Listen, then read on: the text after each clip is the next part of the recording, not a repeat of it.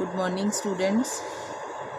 आज हम चैप्टर 3 जो है स्टार्ट कर रहे हैं, पार्ट बी का +2 क्लास का agriculture features problems and policies. ठीक है। इंट्रोडक्शन कि यदि आर्थिक विकास शुरू करना है तो अगर हमें आत्मनिर्भर बनना है तो उसे सामान्य रूप से पहले ग्रामीण क्षेत्र में तथा विशेष रूप से कृषि क्षेत्र से आरंभ करना होगा। कि अगर हमने आर्थिक विकास करना है तो हमें सबसे पहले कृषि क्षेत्र से ही अपना जो है विकास आरंभ करना होगा। इसमें मैं आपको ये बता रही हूँ कृषि का महत्व। कृषि का महत्व क्या है? राष्ट्रीय आय में योगदान, national income contribution to national income.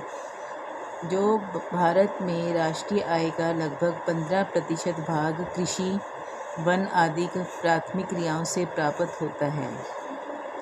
1950 और 51 में ये जो था परसेंटेज थी 59% थी, लेकिन 2018 और 19 में ये कम होकर 14.4% रह गया।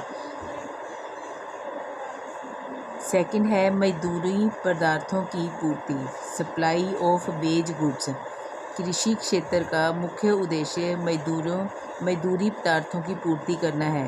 मजदूरी पदार्थ वे वस्तुएं हैं जिन्हें देश की जनता अपनी जीवन योग्य आवश्यकताओं को संतुष्ट करने के लिए उपभोग करती है।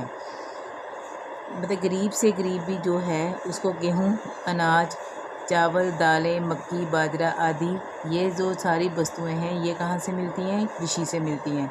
मतलब मजदूर जो आम नॉर्मली लोग हैं उनका जो डिपेंड किसके ऊपर है? खेती बाड़ी पे। भारत में कृषि क्षेत्र की लगभग 134 करोड़ मनुष्यों को भोजन, सबसे बेसिक ज़रूरत है भोजन, और 51 करोड़ पशुओं को चारा प्रदान करता है। कहाँ से आता है? कृषि से। तो कृषि का इसमें महत्व बढ़ जाता है। कृषि तथा रोज़गार, एग्रीकल्चर एंड एम्प्लॉयमेंट। भारत में कृषि रोज़गार का मुख्य स्रोत है। कृषि भारत का प्रमुख व्यवसाय है। तो कृषि पर बहुत सारे लोगों को रोज़गार मिला हुआ है। बहुत सारे जो लोग हैं हमारे इंडिया में, जबकि भारत की 50% से अधिक कार्यशील जनसंख्या कृषि क्षेत्र पर, मतलब 50% से भी ज़्यादा जो लोग हैं जो हमारी जनसंख्या के, वो खेती बाड़ी पर डिपेंड करते हैं। इसलिए कृषि का बहुत महत्व है। फोर्थ पॉइंट है कृषि तथा उद्योग। अब जो उद्योग हैं, बहुत सारे जो उद्योग हैं वो किसके ऊपर डिपेंड हैं? कृषि के ऊपर। उनकी जो कच्चा माल, जैसे कच्चा माल होता है कपास, जूट, गन्ना, तिलहन, रबड़ आदि, ये अगर हमने मतलब उस उद्योग के लिए जो कच्चा माल चाहिए तो वो कहाँ से आता है? एग्रीकल्चर से। कृषि तथा विदेशी व्यापार। भारत के विदेशी व्यापार में भी अब जो कृषि से, जो खेती बाड़ी से चीज़ें आती हैं जैसे चाय, कॉफ़ी, तंबाकू, मसाले, जूट आदि, ये क्या है कि इससे क्या है, ये बाहर भेजे जाते हैं। इससे क्या होता है कि फॉरेन ट्रेड, विदेशी व्यापार हमारा बढ़ता है। आंतरिक व्यापार, अब कई जो स्टेट्स हैं उनमें बहुत अच्छा, मतलब कि जैसे अनाज, चाय, चीनी आदि उत्पन्न होता है। तो देश में आंतरिक व्यापार का मतलब है कि देश में एक हिस्से से दूसरे हिस्से तक भेजना, सामान को भेजना। अनाज के व्यापार से बहुत लोगों को रोज़गार तथा सरकार को कर के रूप में काफ़ी आय प्राप्त होती है। यातायात, अब जो खेती बाड़ी से बनी हुई चीज़ें हैं उससे क्या है कि जो जैसे स्टेट्स, अलग अलग स्टेट्स में भेजना, कोई किसी स्टेट में कोई चीज़ ज़्यादा होती है, किसी स्टेट में कोई, तो वो दूसरी स्टेट्स में भेजने के लिए ट्रांसपोर्टेशन चाहिए। तो इससे क्या है कि ट्रांसपोर्टेशन अच्छी होती है। दूसरे राज्यों को भी इनसे खाद्यान्न मंगवाना, जैसे पंजाब हो गया, हरियाणा, उत्तर प्रदेश, आंध्र प्रदेश आदि में हरित क्रांति के फलस्वरूप खाद्यान्न का उत्पादन बढ़ गया है।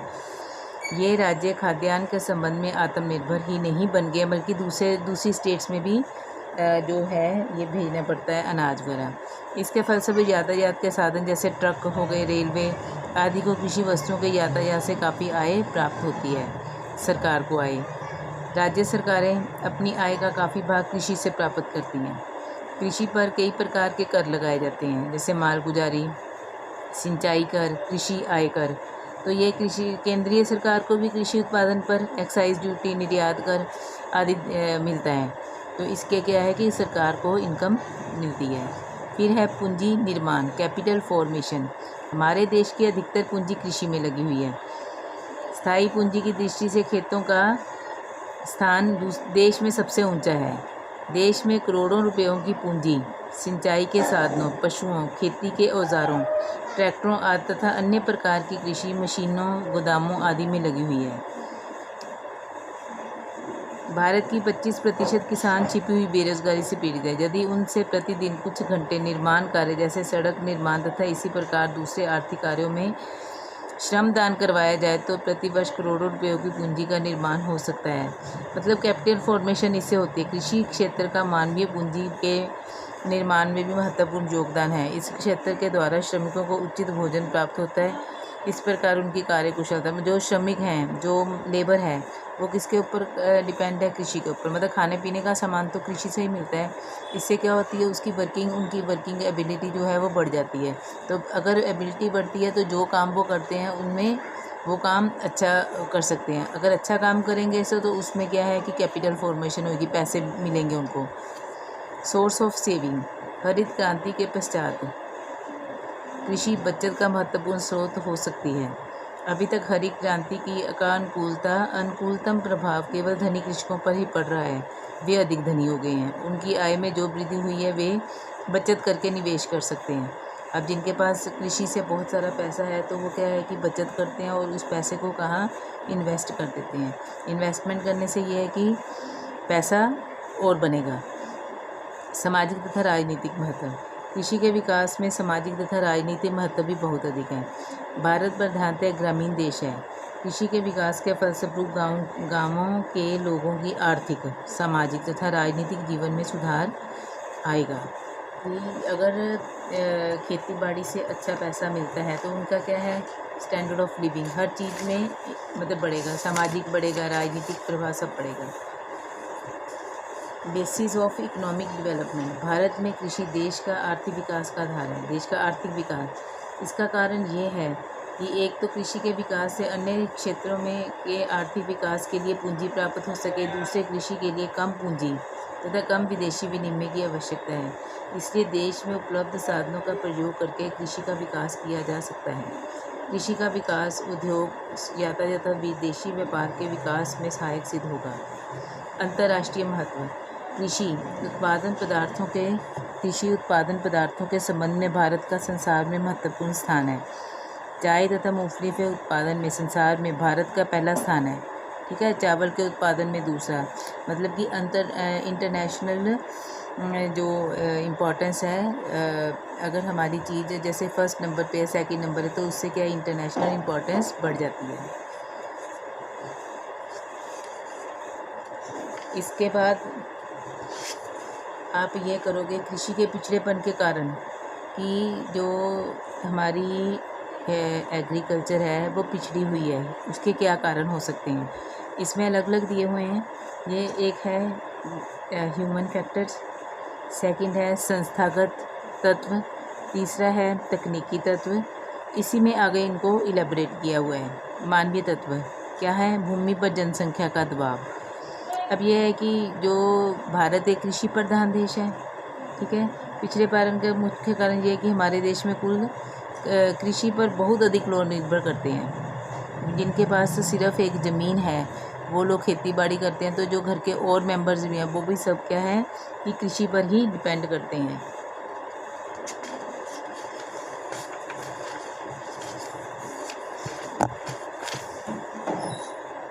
ये कि मतलब इसका ये हुआ कि ज़्यादा से ज़्यादा लोग कृषि पर डिपेंड हैं, तो इससे क्या है कि छिपी हुई बेरोज़गारी बढ़ गई है।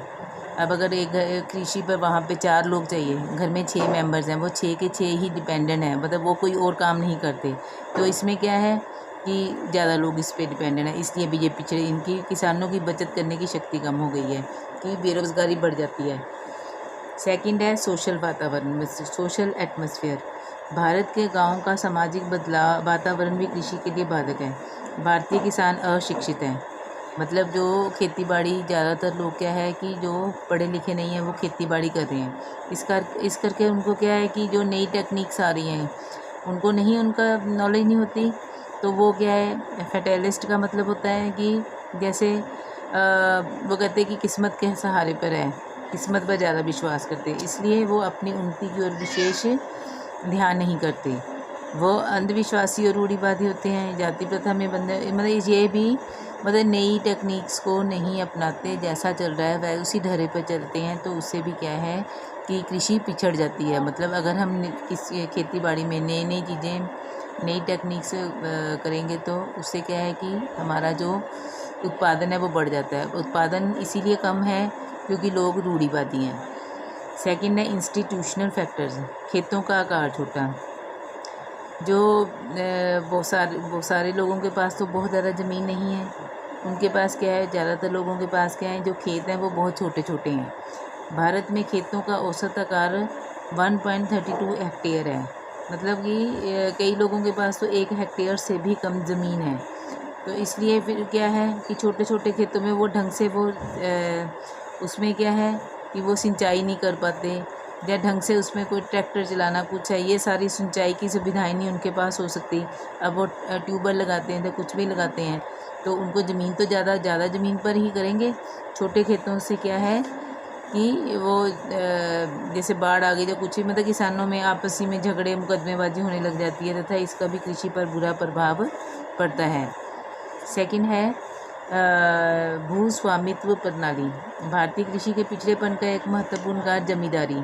जमींदारी में क्या है, इस प्रथा के अनुसार किसान उस ज़मीन का स्वामी नहीं होता जिससे वह जोतता है। अब वो क्या है कि जिनके पास ज़्यादा ज़मीन होती है, ज़मींदार होते हैं, वो क्या करते हैं कि आगे दूसरे लोगों को हायर कर लेते हैं कि वो उनकी ज़मीन पर ही सारा काम, मतलब कि खेती बाड़ी करेगा।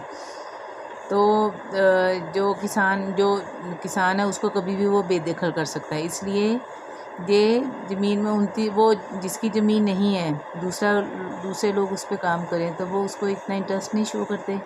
वो जैसा होता है वो वैसे ही काम करते रहते हैं।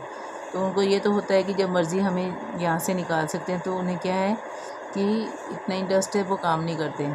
दूसरा, उन्हें जो उनकी ज़मीन पर दूसरे की ज़मीन पर काम करते हैं उनको लगान देना पड़ता है।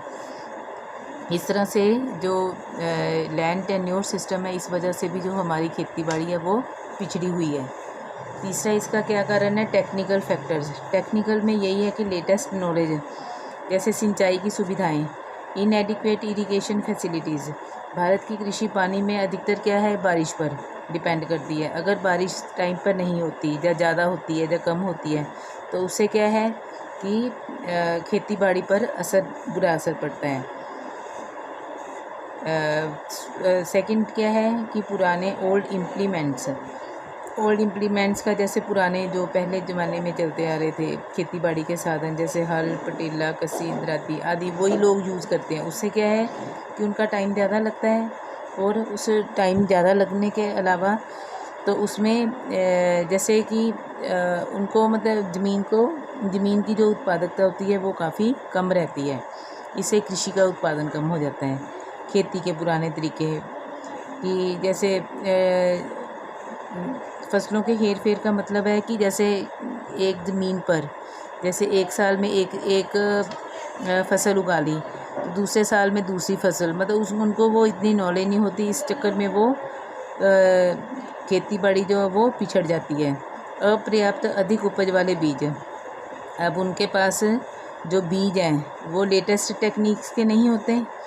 वो जैसे उनके पास, जैसे पहले करते हैं, आजकल तो जैसे सीड्स या मैन्योर या खाद वगैरह इतनी अच्छी है कि उससे क्या है कि थोड़ी ज़मीन पर भी अच्छी अनाज उगाया जा सकता है। पर उनको नॉलेज कम है, इसलिए वो अपने पुराने ढंग से ही खेती बाड़ी करते हैं। खाद की कमी, अब खाद का भी यही है कि जो खाद में अगर अच्छी तरह से ही खाद ना डालो तो उसमें उत्पादकता खेती की कम हो जाती है।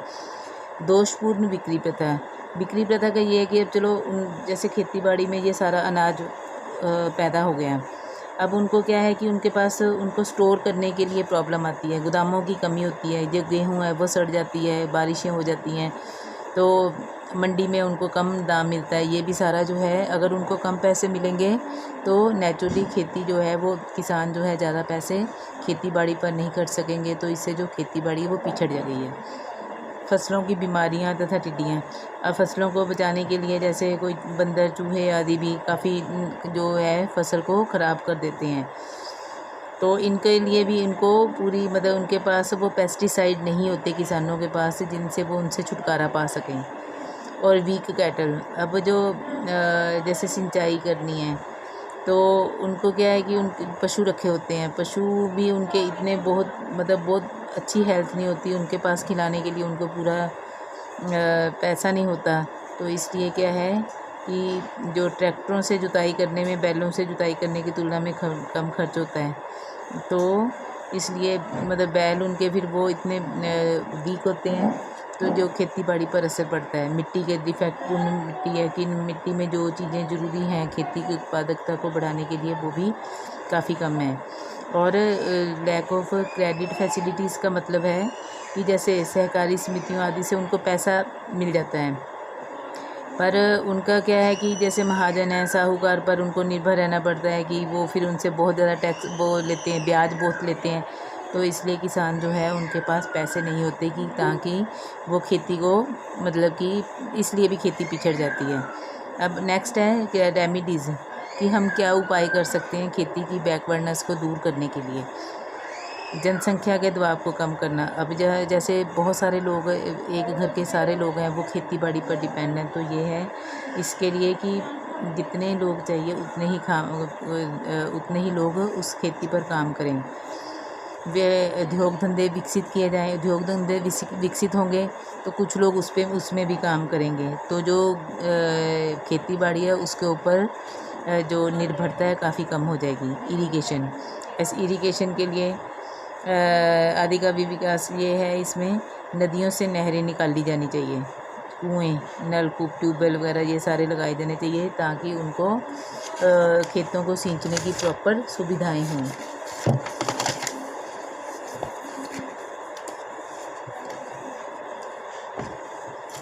इसी तरह से यंत्रीकरण, मैकेनाइजेशन, अच्छी मशीनें उनको देनी चाहिए, जैसी उनकी खेती बाड़ी के अनुसार सस्ते यंत्र बनाने चाहिए। इसे बेचने तथा मुरम्मत करने का पूरा प्रबंध होना चाहिए उनके पास, ताकि वो लोग ये प्रदर्शनियाँ जैसे एग्जीबिशन लगाए जाने चाहिए, उसमें उनको नॉलेज दी जानी चाहिए। साइंटिफिक कल्टीवेशन, वैज्ञानिक ढंग से उनको कि खेती की जैसे एक साल ये वाली फसल उगाओ, नेक्स्ट ईयर ये वाली, तो ये सारी क्या है कि लेटेस्ट नॉलेज किसानों को दी जाए ताकि जो बैकवर्डनेस है उसको दूर किया जाए। अच्छे बीज, अच्छी खाद, भूमि के उचित उपयोग के संबंध में अनुसंधान करने से बहुत लाभ हो सकता है।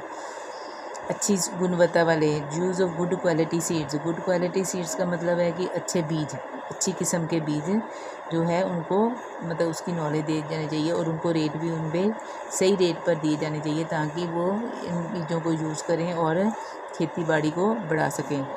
खाद भी अच्छी, किसानों को गोबर और कूड़े कंपोस्ट व हरे पत्तों की हरी खाद बनाने की विधि सिखाएं।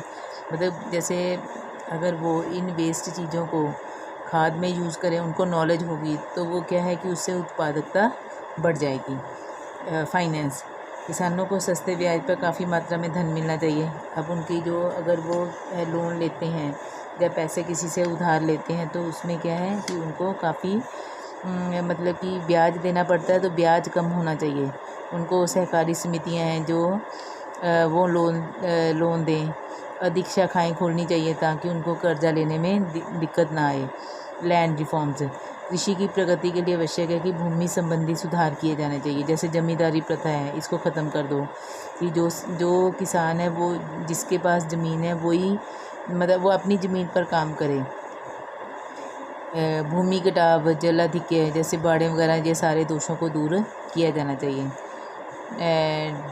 टेनेंसी रिफॉर्म्स, भारत में कृषि की उन्नति के लिए आवश्यक है कि काश्तकारी प्रथा में सुधार किया जाए। काश्तकारी का लगान निश्चित किया जाना चाहिए कि उनके रेट ऑफ जो कि उनको जो ज़्यादा पैसा दूसरों को देना पड़ता है वो कम कि एक लिमिट कर देनी चाहिए कि इससे ज़्यादा कोई पैसे ले नहीं सकता। कृषि मार्केटिंग, मार्केटिंग में क्या है कि रेगुलेटेड मंडियाँ होनी चाहिए कि जैसे उसमें रेट निर्धारित किए जाते हैं ताकि किसानों को भी पैसे मिलें। मिश्रित खेती को बढ़ावा देना चाहिए, फसलों को उगाना, पशुपालन, सब्जियां, मतलब सारी चीज़ की नॉलेज वो कई तरह के काम करें ताकि उनको डेयरी फार्मिंग हो गए, ये काम को अधिक महत्व देना चाहिए। एक तो पशुओं की दशा सुधरेगी, दूसरे किसानों को अधिक पौष्टिक भोजन मिलेगा जिससे वे अधिक बलवान होंगे।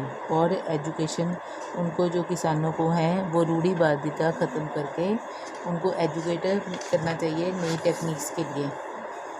पशुओं की नस्लों में सुधार होना चाहिए, उनका इलाज, जैसे कोई उनके जैसे छोटे उनके जो बच्चे हैं पशुओं के, तो उनके लिए प्रॉपर मतलब कि चिकित्सालय होने चाहिए, उनकी केयर होनी चाहिए, किसानों का जोखिम कम किया जाए। अब रिस्क तो है ही है कि जैसे बारिश नहीं होती, जब बाढ़ें आ जाती हैं, जब बीमारियां फैल जाती हैं फसलों की, जब टिड्डियाँ आदि वगैरह हो जाती हैं, तो उसके लिए क्या है कि क्रॉप इंश्योरेंस किया जाना चाहिए। छोटे किसानों की सहायता, जो छोटे किसान हैं उनकी सहायता की जानी चाहिए, उन्हें सस्ती दर पर ब्याज देना चाहिए, ऋण देना चाहिए। इससे जो है जो कि खेती का जो पिछड़ापन है वो दूर हो सकता है। कीमत में स्थिरता, अब क्या है कि प्राइस स्टेबल होनी चाहिए, ये नहीं कि कभी प्राइस बहुत कम हो जाती है, तो इससे क्या है कि किसानों को अपनी फसल के पूरे पैसे भी नहीं मिल पाते।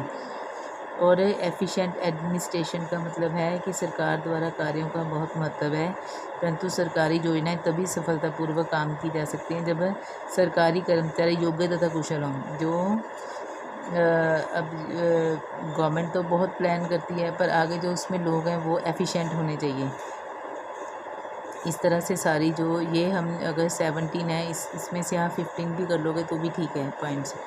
कृषि विकास के लिए अपनाए गए उपाय, अब इंक्रीज इन एरिया ऑफ, अभी ये चैप्टर आपको आज मैं आपको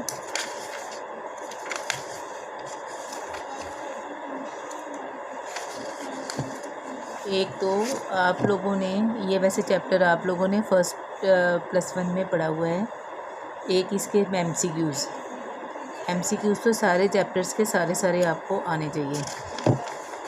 उसे ये है कि अगर आपको ये एमसीक्यूज़ आएंगे तो उसको आपको शॉर्ट क्वेश्चंस और लॉन्ग क्वेश्चंस याद करने में भी काफ़ी इजी हो जाएगा। तो आप लोग क्या करोगे, ये सारे शॉर्ट क्वेश्चंस आपको अगर बुक में दिए हों तो आप ये वाले कर लो शॉर्ट आंसर, या फिर बड़े वाले कर लो। अब आपकी ये +2 क्लास है तो आपको ये तकरीबन सारे आने चाहिए, ठीक है। जैसे सपोज़ ये 2 क्वेश्चन है, भारत में कृषि का क्या महत्व है, पहले आप महत्व लिखोगे, महत्व में आप दे दो 10 पॉइंट दे दो, 7-8 दे दो। इसे विकसित करने के लिए कौन से उपाय अपनाएंगे, 2 क्वेश्चन आ गए, जो उपाय हैं वो बता दो, राइट। ये आप लोगों ने करने हैं, मैं फिर आपके चेक करूँगी। इसी तरह से दूसरा जैसे क्वेश्चन है, भारतीय अर्थव्यवस्था कृषि का महत्व, वही महत्व आ गया। क्या भारतीय कृषि पिछड़ी हुई है तो इसकी उत्पादकता में किस प्रकार। अब इसमें क्या है, 3 क्वेश्चन हो गए। क्या भारतीय कृषि पिछड़ी हुई है, और यदि है तो कौन कौन से सुधार, कैसे रेमेडीज़, वो जो अभी हमने किया है वो आप करोगे, ठीक है।